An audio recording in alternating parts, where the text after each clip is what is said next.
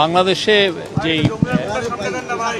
যেই নতুন বাংলাদেশকে আমরা স্বপ্ন দেখছি, অন্তর্বর্তী সরকার সংবাদপত্রে বিন্দুমাত্র হস্তক্ষেপ করেননি প্রেস সচিব। দর্শক শুনছিলেন শিরোনাম, এবার বিস্তারিত। আপনি যদি আমাদের চ্যানেল নতুন হয়ে থাকেন, চ্যানেলটি সাবস্ক্রাইব করে রাখুন। অন্তর্বর্তী সরকার কোনো সাংবাদিক বা সংবাদপত্রে বিন্দুমাত্র হস্তক্ষেপ করেননি এবং করবে না বলে জানিয়েছেন প্রধান উপদেষ্টার প্রেস সচিব শফিকুল আলম। শনিবার ২৪ ডিসেম্বর ঢাকা রিপোর্টস ইউনিটে ডিআরইউ এক আলোচনা সভায় তিনি এসব কথা বলেন। শফিকুল আলম বলেন, আমরা ১ ইঞ্চিও গণমাধ্যমের স্বাধীনতা আটকাবো না।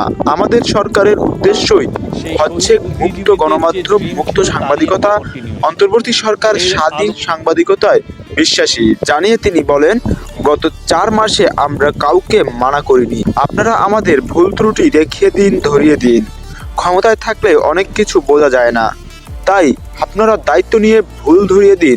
তিনি বলেন, ইতিমধ্যে গণমাধ্যম সংস্কার কমিশন কাজ শুরু করেছে।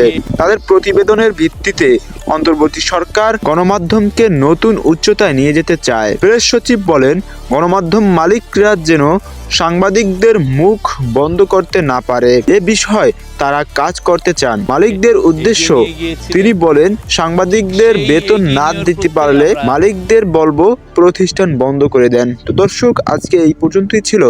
অবশ্যই ভিডিওটি যদি ভালো লাগে থাকে অবশ্যই চ্যানেলটি সাবস্ক্রাইব করে রাখুন। নতুন ভিডিওর জন্য পাশে থাকা বেল আইকনটি বাজিয়ে রাখুন।